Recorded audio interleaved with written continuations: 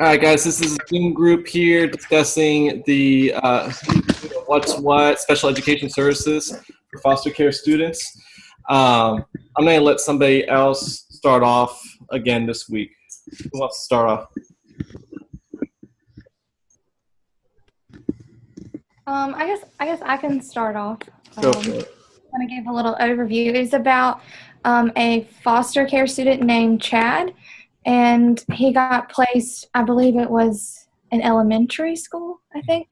It was an elementary school, and his teacher noticed that he had like a speech impediment or a slur and kind of thought he should be qualifying for EC services and like went to look for an IEP, and the court had it or something, or it hadn't been released, and the caseworker wasn't much help, and they just couldn't really get the ball rolling with what they needed to do. Now, I'm a little confused on that point. Was it that he had an IEP and it wasn't being released, or she thought he might have an IEP and she was looking for it? I took it as they thought he might have one, but no one really knew. Right. That's what I understood too, that they thought he probably had one, but they couldn't confirm or deny with anybody that they were able to contact. Yeah, that's what I had as well, because even I think I even said whenever they actually got the cumulative folder, there was nothing in there about an IEP, but he spoke about being in a small room with a reading teacher, so it sounded like he did have some kind of special ed teacher in the past.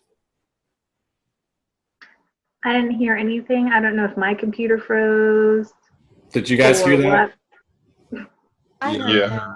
Okay. My oh yeah, I was just saying that it said that he had talked about being with a special ed teacher in a room, like a reading teacher in a small room. Oh yeah. So it sounded like he had a special ed teacher. We just don't know the details of it. I had something like this at my school this past year. We had a foster kid who'd bounced around a lot, and he was at with a new foster family, and they didn't, like, his caseworker was new too, and I was the only regular ed teacher, so I did a meeting with him, his caseworker, an assistant principal, and our exceptional children coordinator, and we basically just tried to figure out what he needed or what we thought he might need, but it wasn't really as simple as this would be. Like, this kid clearly, I think, based on what I read in the case study, that he clearly needs some sort of IEP or some services from the EC department. But this kid that we dealt with was basically us just making it up on the fly as we went, just kind of using our best judgment. What rights foster parents actually have? I mean, like, I would assume it's the same rights at school as a regular parent, wouldn't it? Well, and that's what the case study was talking about a little bit, like down towards the bottom, like when it analyzes it, it talks about how the different students, or there's different parents, like the foster parents, and that they can be identified as parents, and they have rights, but it also depends on how much say that the parents are going to have in the case too. Like, I think it depends on if the kid's going to go back to the parents or not. Right. It depends. There's like levels of when a kid's taken away from their parents. There's like 5 levels from what I understand, and it depends on what level the kid is at as far as how much input the parent gets, and it's determined based on what happened in court too. Like, I think it said this instance, the grandmother of the kid didn't have any say so whatsoever, and she was kind of upset about it, and that's why she wasn't willing to help out. So I think it varies case to case. Okay. So I guess my question is, like, if you have a kid who's in this situation and it appears that he needs an IEP or has had an IEP, I don't know. Like, it sounded like you can give them accommodations, but then I'm not sure if you legally can because there's no documentation. Like, how does that work? Do you expedite the process on getting an IEP for the kid? Do you start giving them accommodations ahead of time, and then just work on the documentation for it? Like, I'm not sure exactly how that would work. I don't know. I always just assume, like, I've never, like, seen this situation where there's a foster parent, but I always just assumed, once the parent expresses their concern, the school has like 10 days to start the process and everything has to get started and things like that, especially in fourth grade. But I work with the student support team in my school. I've been doing it for about 8 years, and we've had cases like this. When the teachers feel like the student needs some type of services, what we could documentation. And I think the teacher here, Miss Rockledge, she did exactly what she should have done, is to go ahead and carry out the services that she thinks the student needs until an IEP is established or documentation is established that the student has a learning disability. Because we as teachers, we have to differentiate our instruction according to the students anyway.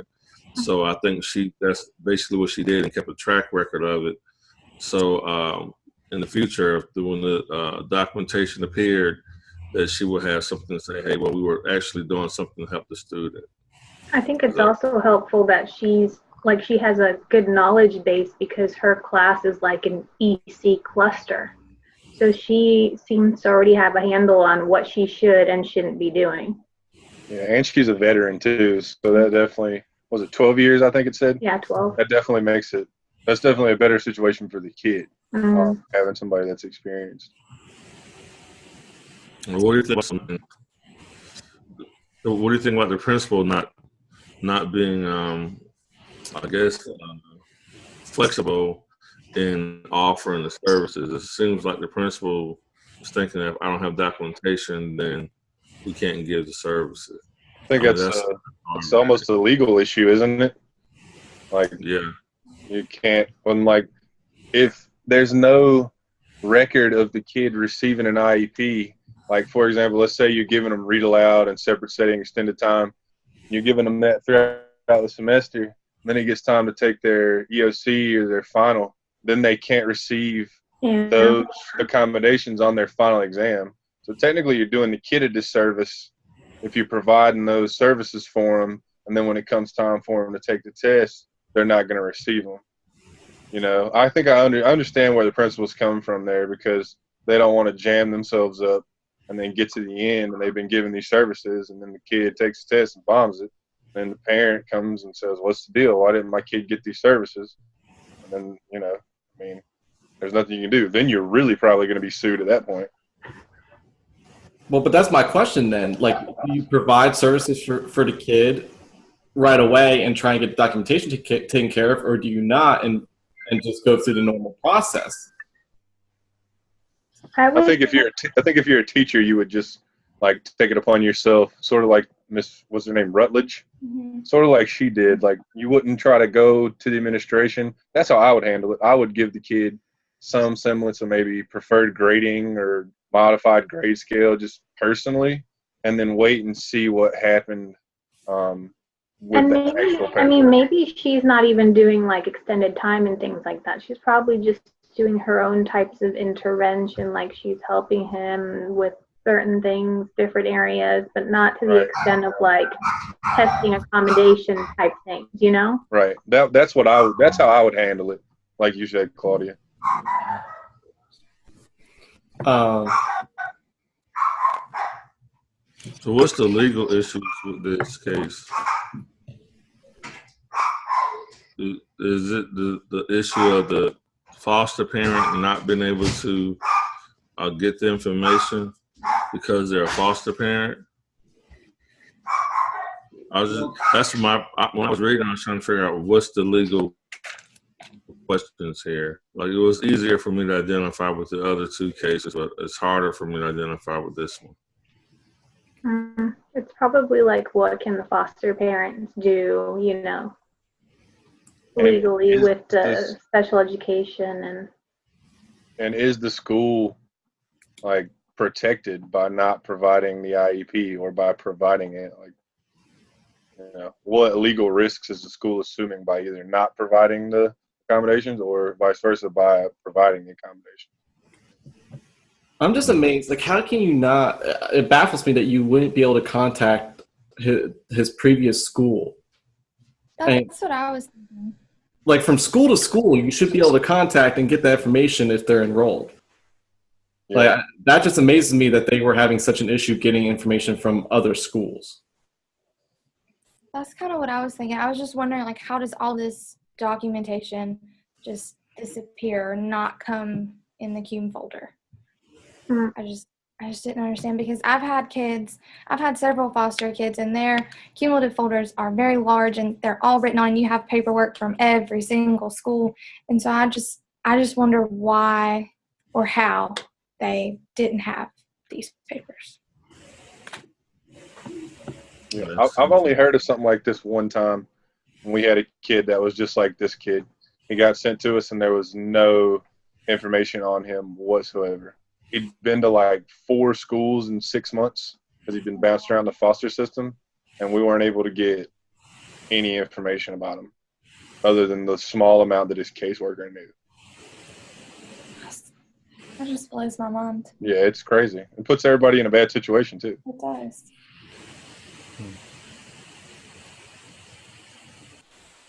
So who has liability for this?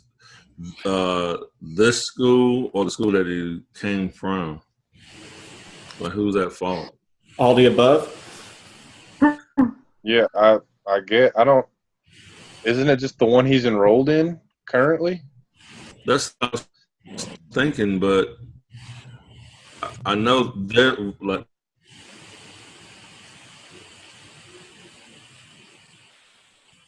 The ones enrolled in should be able to put that on the other school, but the other school, if they follow through with their with an IEP, then they're out of danger. They don't have any liability, so they kind of put this school in position.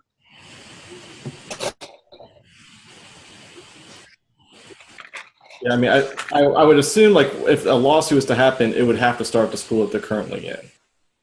And then it could maybe trickle from there, potentially. I don't know. I don't know. This one's the hardest one to like decipher for me. Of the ones that we've done, like who would be at legal fault? Like, how do you handle this? How do you approach it?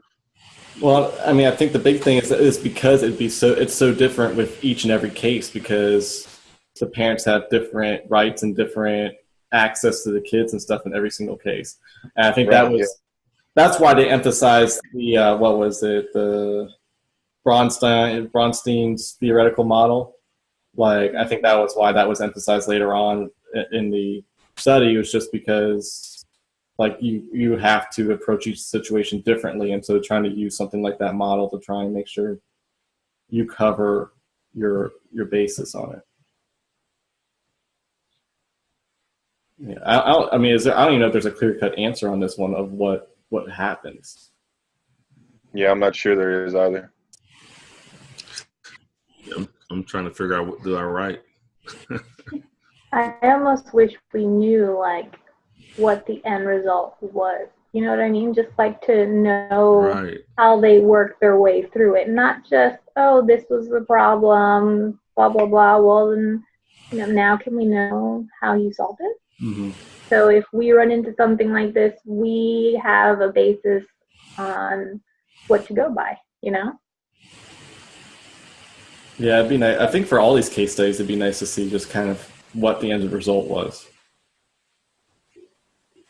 Well, what I would do as an administrator is I would just be clear to the foster parents, tell them that we're going to provide accommodations in the classroom, but we cannot provide these accommodations on the end of course test or any end of grade test due to not having a actual IEP, but we will service the student in the classroom as much as we could to make sure that he's grown, in his education.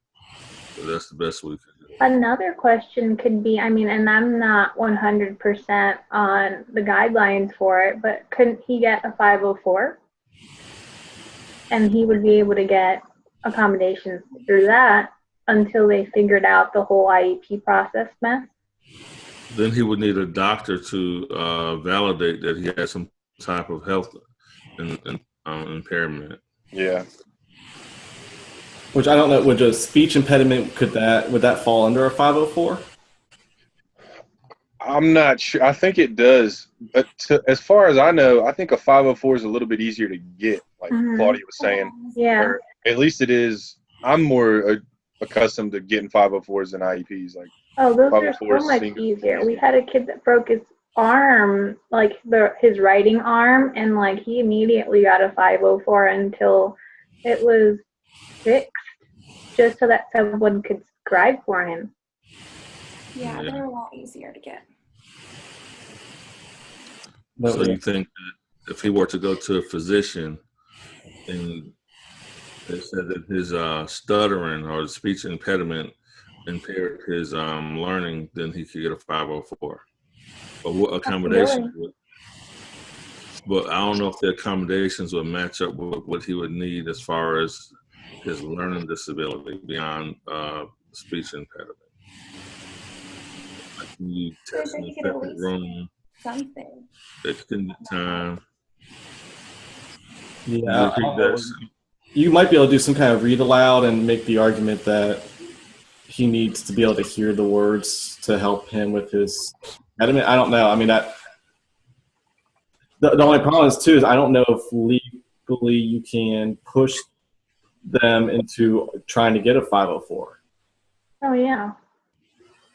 But I mean, like, those are all conversations you can have with the parents. You know, like, we had a situation with the student where the teachers were 100% positive that he was EC. And so the teacher had a meeting with the parent and me, because the parent only speaks Spanish. And, you know, she spoke, I translated, and the parent was like, what do I need to do? And so we had her write like a letter saying, you know, I want my child to be tested, blah, blah, blah. And I mean, that worked. I think a lot can be done by just speaking to the parent, letting them know, honest talk. This is what's happening, and maybe we can do this, this, and this to at least help, you know? Yeah.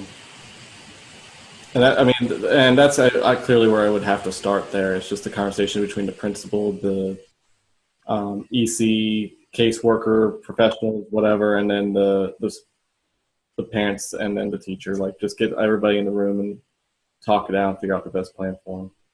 Now, when you're speaking of parents, are you talking about the foster parents? Yes. I'm like, well, what are their rights? Yeah, foster parents, because the other parents weren't in the picture. Right. The foster parents have the legal rights over the child while he's under their foster care. Then why he couldn't get the information that he needed from the other school? I just don't get it. Say that again, Arthur. I was like, why he couldn't get the information that he needed from the other school? I just don't get it. If he's the guardian and acting as the parent, why he? I think it was that he hadn't received any information from the caseworker about the previous school. I think that was the whole issue, that there was just no info from the courts and the caseworker about the student at all, other than his immunizations.